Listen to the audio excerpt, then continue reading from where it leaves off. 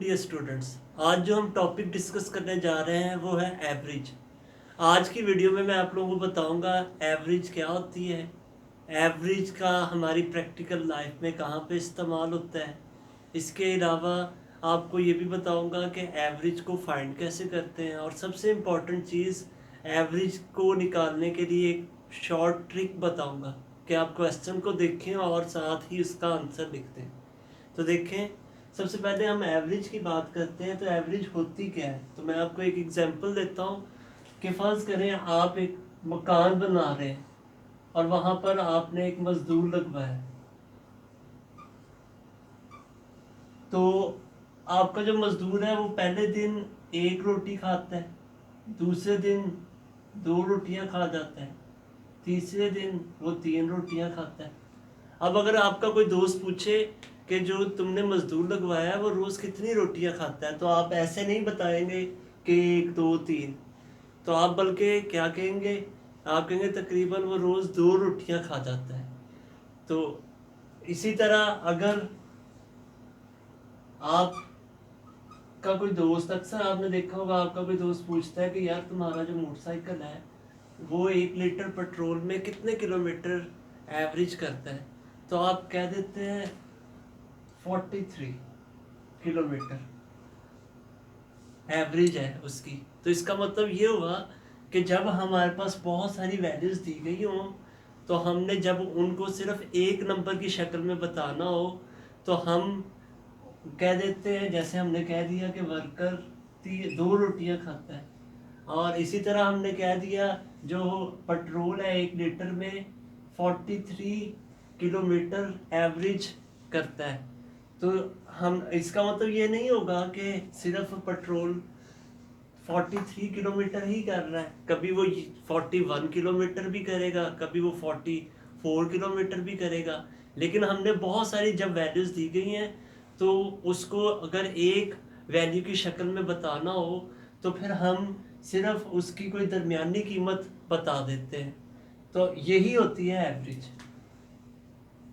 कि अगर हमारे पास बहुत सारी वैल्यूज़ हो और उसको एक नंबर की शक्ल में बताना हो तो हम उसकी दरमियानी वैल्यू बता देते हैं, इसी को एवरेज कहते हैं। तो एवरेज के मुतालिक आपको ये पता चल गया है कि एवरेज जो होती है वो किसी भी डाटे की सेंट्रल वैल्यू होती है, यानी दरमियानी कीमत होती है।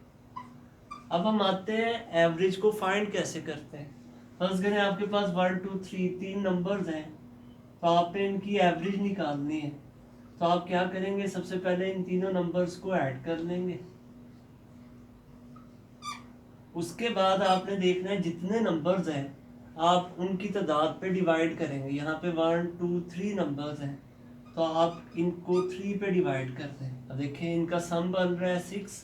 6 को अगर हम 3 पे डिवाइड करते हैं तो हमारे पास जो आंसर आ रहा है वो है 2।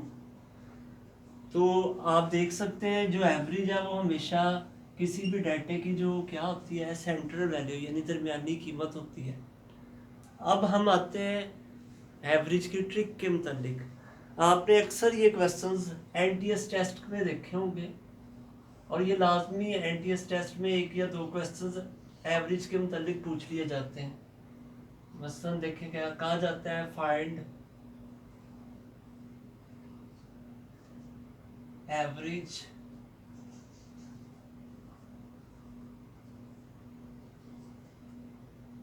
First 50 odd numbers.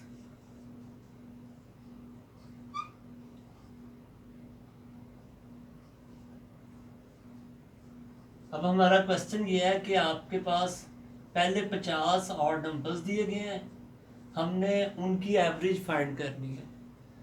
तो पहले 50 ऑड नंबर हम लिखते हैं 1 3 एंड सो ऑन 99।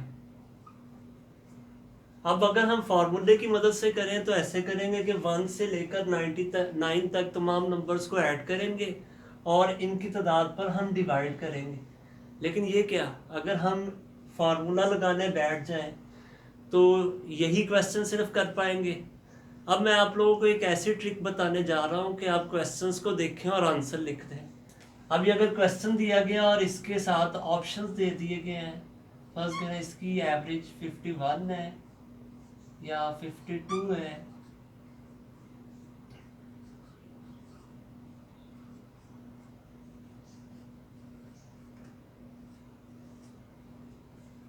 तो जब एनटीएस टेस्ट में इस तरह क्वेश्चन आए तो आप क्वेश्चन को देखते ही आंसर बता सकते हैं। तो देखिए मैं इसका आंसर बताने जा रहा हूँ, इसका आंसर 50 होगा। लेकिन अब आप कहेंगे कि ये मैंने कैसे बता दिया, तो इसकी एक छोटी सी ट्रिक है, वो याद रखें। अगर वो आप ट्रिक याद रखते हैं तो क्वेश्चन देखें और आंसर लिखते हैं। देखें अगर कहीं पे भी ऑड नंबर्स दे दिए जाए, फर्स्ट 50 ऑड नंबर्स, तो जितने ऑड नंबर की वो एवरेज पूछ रहा है वही हमारा आंसर होगा। तो इस क्वेश्चन का आंसर जो है वो 50 है। याद रखिएगा जब भी ऑड नंबर्स का जिक्र होगा तो यानी अगर मैं इसको n कह देता हूँ तो हमारी एवरेज भी n ही होगी। लेकिन ये जो फार्मूला है ये सिर्फ ऑड नंबर्स के लिए है। अब आप कहेंगे कि बाकियों के लिए क्या फार्मूला है, उसके लिए भी मैं बता देता हूँ। अगर हमें फर्स्ट 50 इवन नंबर बता दिए जाए, या चले हम ले लेते हैं 99 इवन नंबर्स, इनकी अगर हमने एवरेज फाइंड करनी है,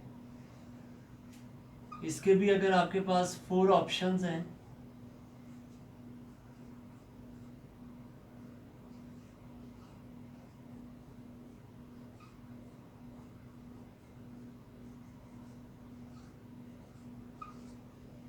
कि वो आपसे कह रहा है कि फर्स्ट 99 इवन नंबर्स की एवरेज बताएं। ऑप्शन में 99, 100, 101 और नन, यानी इनमें से कोई भी नहीं है, इनमें से एक सिलेक्ट करना है।